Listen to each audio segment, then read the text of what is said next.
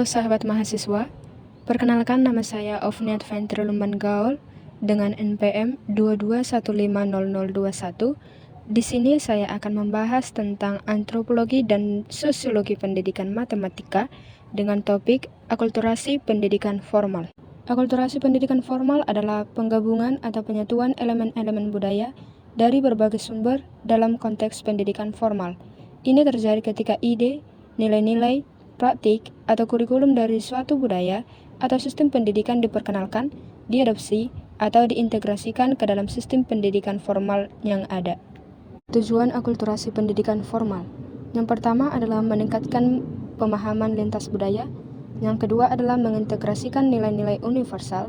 Yang ketiga adalah mengembangkan keterampilan lintas budaya. Yang keempat adalah mempersiapkan warga negara global. Dan yang terakhir adalah mendorong perkembangan ekonomi dan sosial. Faktor-faktor yang mempengaruhi akulturasi pendidikan formal. Yang pertama adalah konteks sosial dan budaya. Yang kedua adalah politik dan kebijakan pendidikan. Yang ketiga adalah sistem pendidikan. Yang keempat adalah teknologi dan globalisasi. Dan yang terakhir adalah interaksi antar individu. Manfaat akulturasi pendidikan formal. Yang pertama adalah sebagai penyedia akses ke pengetahuan yang lebih luas. Yang kedua adalah pemupukan pemahaman lintas budaya. Yang ketiga adalah peningkatan keterampilan sosial. Yang keempat adalah pengembangan pemikiran kritis. Yang kelima adalah persiapan untuk dunia global. Dan yang keenam adalah pengembangan pemahaman identitas diri.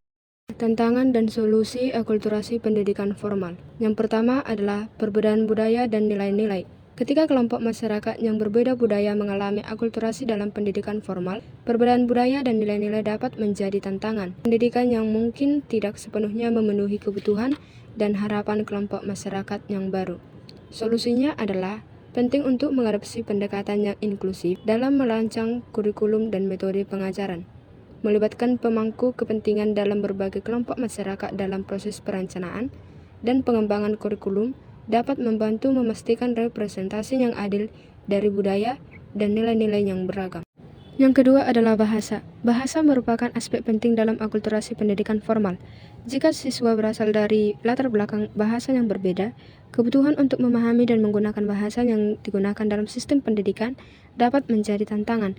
Solusinya adalah menyediakan program pendidikan bahasa tambahan atau pendukung bagi siswa yang membutuhkannya, agar dapat membantu mereka beradaptasi dalam menjalani pendidikan formal. Demikian materi yang dapat saya sampaikan.